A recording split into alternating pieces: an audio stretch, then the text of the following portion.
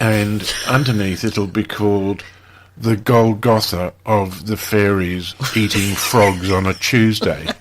And you go, I've seen that one. and you look at this, and that's the problem with language. Yep. Is that, okay, so Golgotha, I'm looking for that, and it's about fairies, and they're eating frogs on a Tuesday. I can't see the Tuesday. Yeah. Where's the Tuesday? Whereas, well, that's the ego come back in, isn't it? That's right. There's your ego. If they'd left it and just said, call it whatever you like. Yeah. It's just number 6 because I did it after number 5. Then that's then for me that works. But then for an inordinate number of people, if it doesn't have a name, they get very cross. Yeah. They get upset. They need someone to tell them what. So there's a guide. So aren't we talking about different types of thinkers? Some people can think in an abstract way, don't need a title. They can let it go, whereas some people are so concrete. They need to have the label, and it's like religion, consequential. Yes, that it's got to have a logical name. It's got to have a reference. It's got to do this. It's all about how people perceive things, isn't it? And art goes through periods of discovery. Yeah. When they first discovered what perspective was and all that sort of thing, that completely changed art. And I particularly love pharaonic relief. Yeah. I love the fact that it's so simple and that it's just a profile, and yet they carve enough form into it to make it solid. And not, and it's not a cartoon. There is shape in the lip and the mouth and the eye and the cheek, but it's ever so subtle.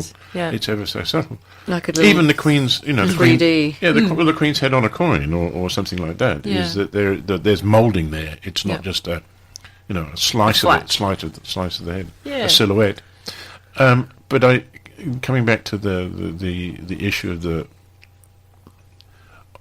of communication through and again through art, is that is, to me, between the two of you, in terms of the process of spirituality, even if you're aware and I ask you for guidance, the moment that you explain is the moment that it could destroy or confuse, because I wouldn't get it the same way. Yeah. And for me, if for people who are going to experience, the two of you can have endless discussions about it because you get it. Yeah. You universally work off each other, and indeed with our listeners. And there'll be people that will be listening to you and say, yes, I get that, I completely understand it, I've been there, and I completely do, whereas I don't. Yeah.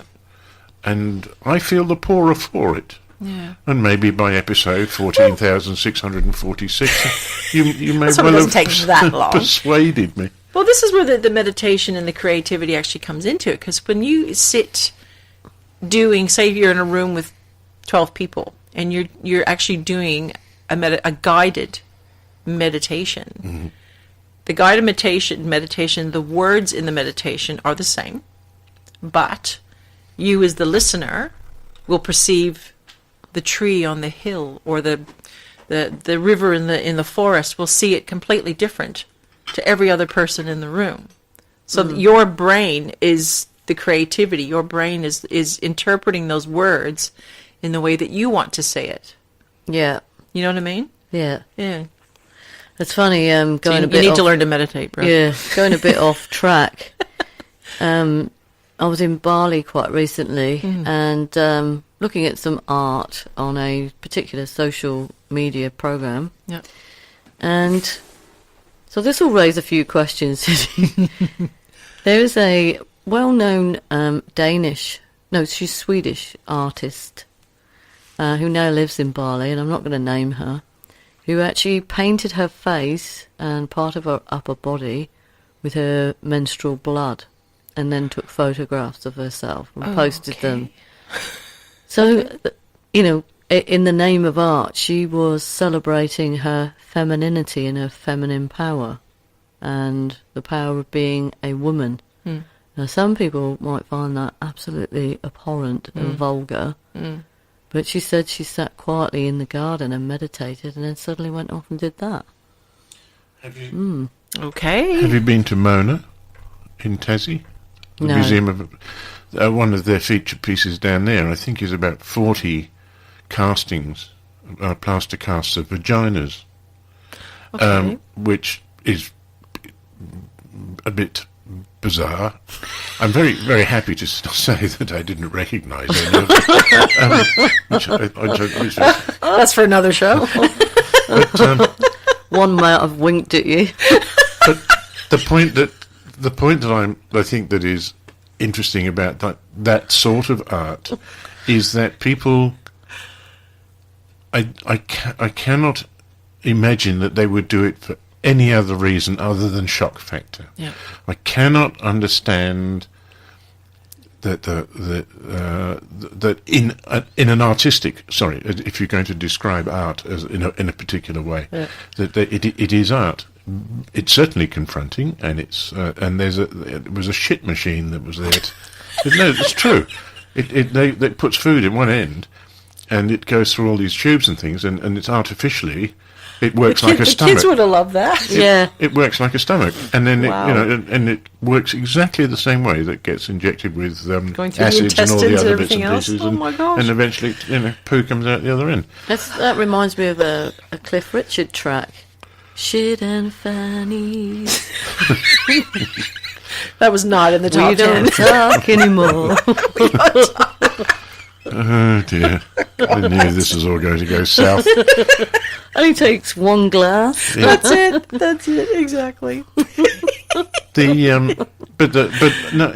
back to that art thing, I think that the sadness in a lot of art, and yet of course art has, since the first drawings of bison and antelope and men wearing helmets on the rocks in Australia, and you get those beautiful images of life as they saw it, and then they have this way of doing art, which incidentally, you know that dot art is new; it's not old.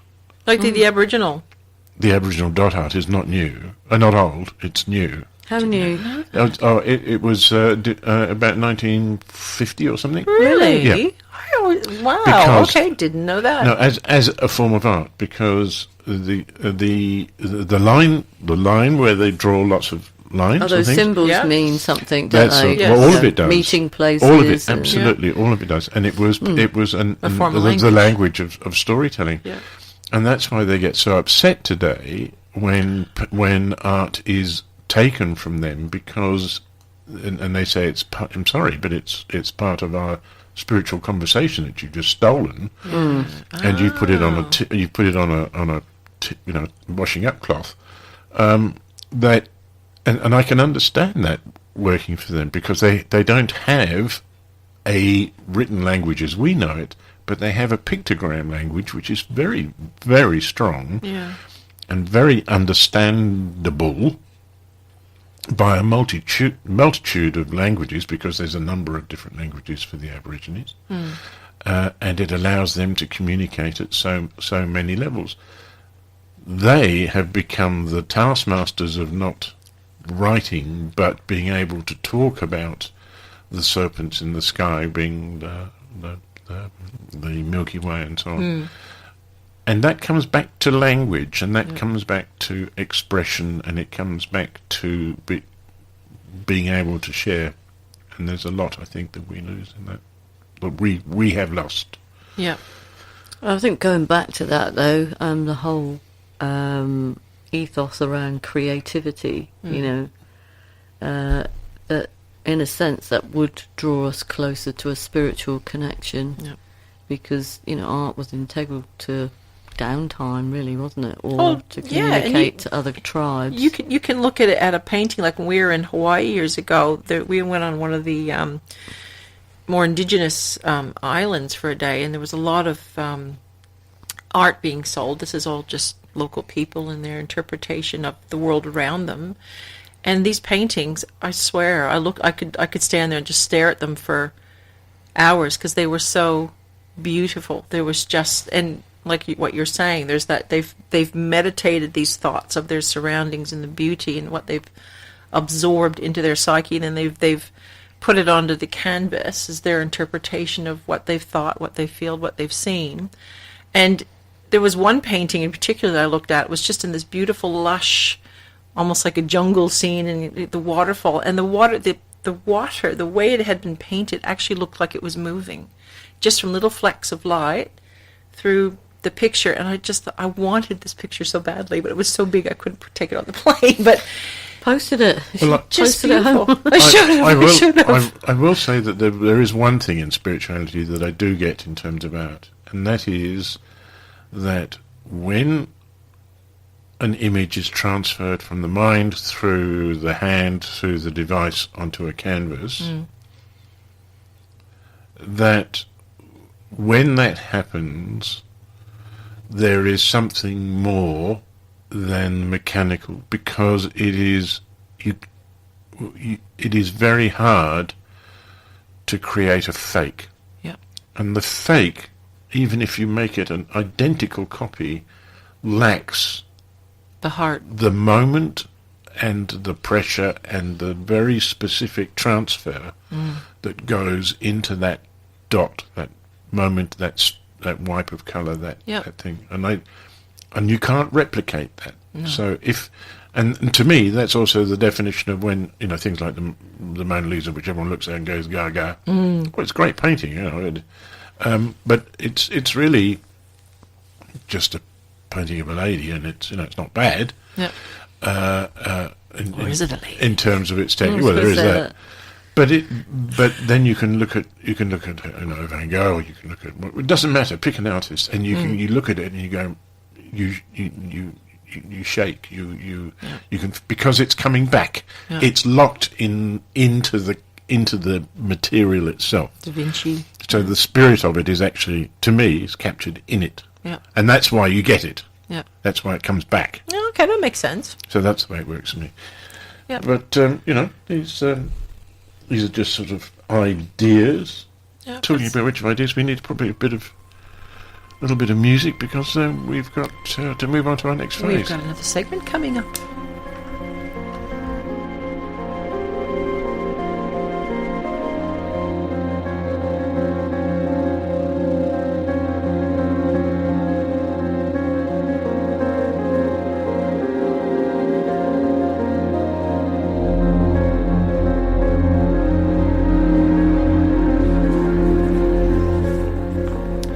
In our second segment, Spirits Listening to Spirits, Sierra from Madrid in Spain.